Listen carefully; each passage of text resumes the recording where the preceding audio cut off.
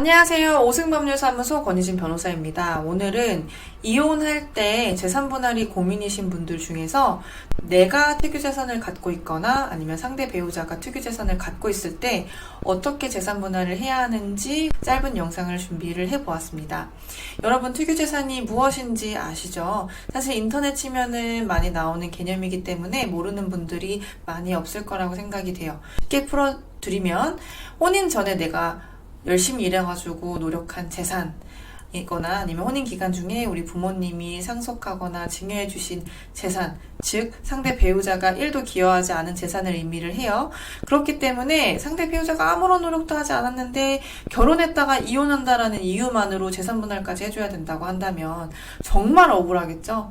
사실 내가 다 형성한 건데 왜 떼줘야 돼? 라는 생각도 들고, 상대 배우자도 이거는 내가 기여한 게 하나도 없으니까 가지고 올 수가 없겠지, 이렇게 생각을 할 거예요.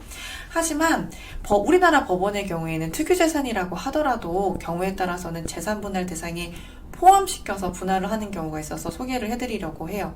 사실 많은 분들이 인터넷 찾아보면서 이거는 증여받거나 상속받은 재산이기 때문에, 아니면 결혼생활 10년 해야 되기 때문에 내가 짧게 살다가 이혼을 하면 재산분할 대상에 포함 안 되는 거 아니야? 이렇게 궁금해 하시는데 사실 그렇지 않거든요. 그래서 법원 사례를 실제 살펴보면서 짧게 설명을 해드리려고 합니다. 길어질 수 있기 때문에 판례를 짧게 소개를 해요. 그래서 궁금하신 점이 있으시면 상담하셔야 됩니다. 그래서 영상은 참고용으로만 해주시고요. 기본적으로 먼저 대법원 판례부터 소개를 해드릴게요. 1994년도 대법원 판례입니다. 여기서는 부부 일방의 특유재산, 즉 아까 말씀드린 재산 있죠? 그 재산이 재산 분할 대상에 포함되는지 아니면 빠질 수 있는지, 이런 거를 좀 정의를 했는데요. 법원에서는 그 특유재산이라고 하더라도 상대 배우자가 그 재산을 유지하는 데 협력을 했거나 아니면은 그 재산이 줄어드는데 방지를 했거나 아니면 증식, 재산이 더 많아지는데 협력을 했다고 한다면 재산분할 대상에 포함될 수 있다고 했고요. 이 해당 사례에서는 이 재산분할을 청구하는 당사자가 가정주부였고 간간히 상대 배우자가 운영하는 편의점에서 격리 업무를 조금씩 도와줬다고 합니다. 그래서 그 도와준 노력이 포함돼서 해당 재산은 재산분할 대상으로 판단되었습니다. 다음 사례를 살펴볼게요. 2018년도 청주지방법원 충주지원 사례입니다. 해당 사례의 당사자들은 2015년도에 혼인을 했다가 2016년도에 바로 나왔네요. 가정폭력 때문에 피해서 6개월만 살고 나왔던 사례였던 것 같아요. 이분들 같은 경우는 혼인기간이 너무 짧아서 안타깝게도 기본적으로 특유재산에서 배제됐습니다. 가정폭력 때문에 결혼 초기부터 사실 나와서 생활을 했기 때문에 상대 배우자가 형성한 재산에 대해서는 기여도가 없다고 판단을 한 건데요. 그래서 다른 재산에 대해서만 10% 정도 인정을 했네요. 다음으로 2022년도 인천가정법원 판례를 살펴볼게요. 이분들은 2005년도에 혼인 생활을 하셨고, 그 다음에 2021년도에 집을 나갔습니다. 그리고 그 혼인 파탄의 주된 사유는 경제적인 무능력. 그래서 재판부는 그 혼인 파탄의 책임이 쌍방 모두에게 있다고 했네요. 기본적으로 재산분할 관련된 그 액수 판단하는 시점이 이혼 소송의 사실심 변론 종결시라고 하는데, 이 부분은 일단 길어지니까 빼도록 하고, 상대 배우자랑 여러 가지 막 재산 목록으로 싸우다가 특유 A라는 재산에 대해서 재산분할 대상에서 빼달라고 상대방이 주장을 했던 것 같대요.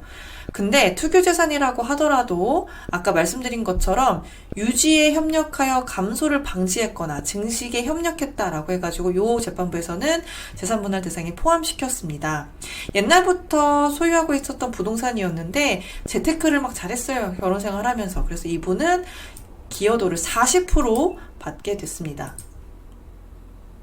다음 사례는 2023년도 정주지방법원 사례입니다. 이분들 같은 경우는 2018년도에 혼인신고를 했는데 2022년도경에 나왔네요. 이분들은 결혼기간이 그렇게 긴 거는 아니에요. 그리고 상대방이 이제 부동산이 있는데 특유재산으로 빼달라고 하면서 이거는 내가 혼인 전부터 살고 있었던 전세보증금으로 마련하고 있던 자금으로 형성한 재산이기 때문에 결혼기간도 짧아서 특유재산에서 빼주세요라고 주장을 했는데요. 재판부는 기본적으로 뭐라고 했냐면 위 아파트에서 함께 거주하면서 가사를 도맡았대요. 그러니까 가정주부로서 생활을 했기 때문에 재산분할 대상에 포함을 시켰네요. 하지만 뭐 특별하게 기여한 사유가 나오지 않는 걸 봐서 기여도가 25% 인정이 됐습니다. 마지막 사례는 따끈따끈한 서울고등법원 2024년도 판례입니다. 이분들은 기본적으로 재산이 조금 많은 분들이에요. 그래서 조금 복잡했던 사안이라서 항소심까지 갔던 것 같아요.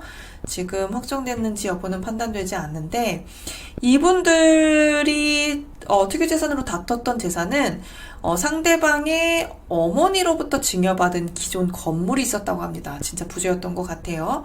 근데 이분들 결론으로 말하면 30% 인정됐어요. 특유재산이긴 하지만 30% 인정된 이유를 짧게 살펴볼까요? 이분들 혼인기간이 17년 정도 됐대요. 그리고 혼인기간 중에 소득활동을 조금씩 했고 가사랑 양육을 부담했다고 합니다. 그리고 재테크를 하고 옛날 구축 상가 건물을 헐고 신축으로 짓고 그다음에 거기에 나오는 임대 수익을 재테크를 조금 잘 하셨던 것 같아요. 그래서 그 기여도를 인정을 받아서 30% 정도 인정이 되었습니다. 여러분, 이런 사례들과 마찬가지로 특유재산이라고 하더라도 상대 배우자에게 재산분할을 청구할 수 있고요. 그리고 반대로 내가 혼인 전에 형성한 재산이라고 하더라도 상대 배우자한테 안 주는 게 아니고 어느 정도는 떼줘야 된다는 거예요. 그래서 혹시나 재산분할 관련해서 특유재산 때문에 조금 다투니신 분들에게 이번 영상이 조금 도움이 되셨으면 좋겠습니다.